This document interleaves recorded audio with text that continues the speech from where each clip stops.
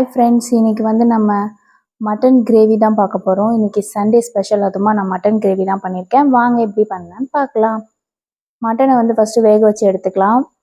இதுக்காக நான் வந்து ஒரு 1 kg மட்டன் வாங்கியிருக்கோம். அந்த 1 kgயில் என்ன பண்ணணும்னா, ஒரு மீடியம் சைஸ் ஆனியன் வந்து ஸ்லைஸாக கட் பண்ணிவிட்டு, அது கூட வந்து கொத்தமல்லி, garam masala 1 spoon, pepper 1 spoon நீங்கள் ஆட் பண்ணிவிட்டு, கூட தேவையான அளவு இஞ்சி பூண்டு பேஸ்ட், தென் சால்ட் 1 ஸ்பூன் ஆட் பண்ணி மட்டன் முழுகிற அளவுக்கு தண்ணி ஊற்றி வேக வைக்கலாம். இந்த வேக வச்ச தண்ணி வந்து நீங்கள் சூப்பாகவும் யூஸ் பண்ணிக்கலாம். அவ்வளோ டேஸ்ட்டாக இருக்கும். ஒரு சில பேர் சூப் குடிப்பாங்க, ஒரு சில பேருக்கு பிடிக்காது. ஆனால் இந்த மெத்தடில் நீங்கள் செஞ்சு பார்த்தீங்கன்னா உங்களுக்கு ரொம்பவே பிடிக்கும். கல்லுப்பு ஆட் பண்ணிவிட்டு, இது கூட வந்து நீங்கள் மட்டன் முழுகிற அளவு மட்டும் தண்ணி ஊற்றினா போதும். ஏன்னா ஆல்ரெடி வந்து மட்டனில் தண்ணி விடும். ஸோ ஓவராக தண்ணி வேண்டாம். தண்ணி ஆட் பண்ணிவிட்டு இதை அப்படியே வேக வச்சு எடுத்துக்கலாம். நம்ம ஒரு 3 விசில் விட்டு எடுத்தால் போதும். இது கூட வந்து நான் அடுத்து வந்து அதுலேருந்து மட்டன் வந்து வெந்த அந்த தண்ணி சூப்பை வந்து எடுத்திருக்கேன். அது கூட ஒரு பீஸ் மட்டன் சேர்த்து சாப்பிட்டு பாருங்கள். அவ்வளோ டேஸ்ட்டாக இருக்கும், உடம்புக்கும் ரொம்ப நல்லது. நான் வெங்காயம் வந்துட்டு மிக்சியில் தான் போட்டு எடுப்பேன், ஸ்லைஸ் பண்ணி. இது ப்ரீத்தி ஜோடியாக்கில் தான் போட்டு எடுப்பேன்.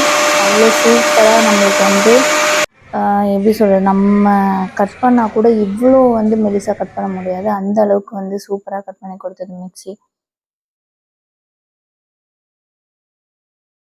இந்த மாதிரி நான் வந்து ஸ்லைஸாக கட் பண்ணி எடுத்துக்கிட்டேன்.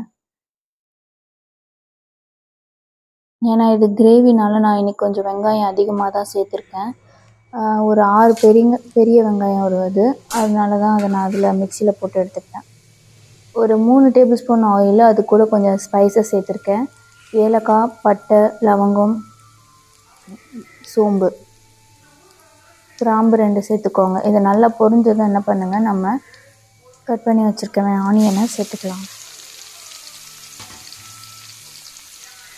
ஆனியன் வந்து நல்லா வதங்கணும். ஆனியன் வதங்கிறதுக்கு ஒரு கல்லுப்பு எடுத்துக்கோங்க. கல்லுப்போ இல்லை சால்ட்டோ 1 ஸ்பூன் போட்டுக்கலாம்.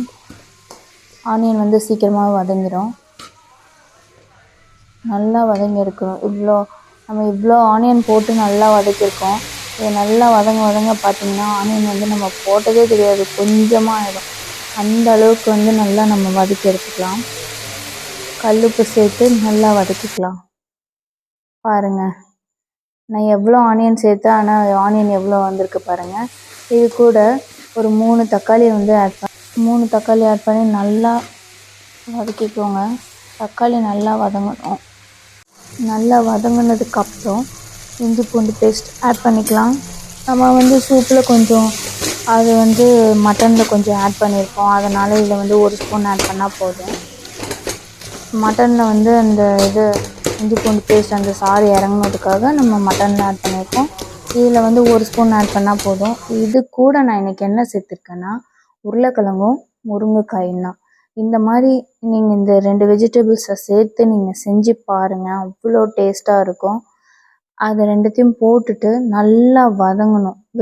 நல்லா 2த்தையும் வதக்கிட்டு உருளைக்கிழங்கும் முருங்கைக்காயும் பாதி குக் ஆனதுக்கப்புறம் நம்ம மட்டனை வந்து சேர்த்துக்கணும். அது கூட தயிர், மட்டன் மசாலா, தென் மிளகாத்தூள் சேர்த்து நல்லா மிக்ஸ் பண்ணிக்கோங்க.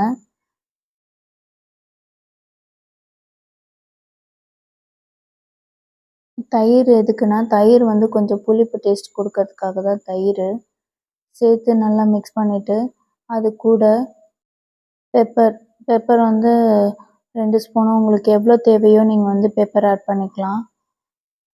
ஆல்ரெடி வந்து நம்ம மட்டன் வேகும் போது பெப்பர் போட்டிருக்கோம். ஸோ இதில் வந்து கொஞ்சம் கம்மியாகவே ஆட் பண்ணிக்கலாம். தண்ணி வந்து லைட்டாக ஒரு டம்ளர் தண்ணி ஊற்றி நல்லா கொதிக்க விடுங்க. நல்லா கொதிக்க விட்டிங்கன்னா இந்த ஸ்டேஜ் வந்துடும். எண்ணெய்லாம் பிரிஞ்சு சூப்பராக குக் ஆகிருக்கு பாருங்கள். இந்த மாதிரி ட்ரை பண்ணி பாருங்கள், அவ்வளோ டேஸ்ட்டாக இருக்கும். காரம் எல்லாமே கரெக்டாக இருக்கும். இதை நீங்கள் சப்பாத்தி, இட்லி, தோசை எல்லாத்துக்கூட சேர்த்து சாப்பிட்லாம். ரைஸுக்கு சூப்பராக இருக்கும். அதோட சப்பாத்திக்கு அல்டிமேட்டாக இருக்கும். தேங்க்யூ. இதே மாதிரி ட்ரை பண்ணுங்கள். பாய்.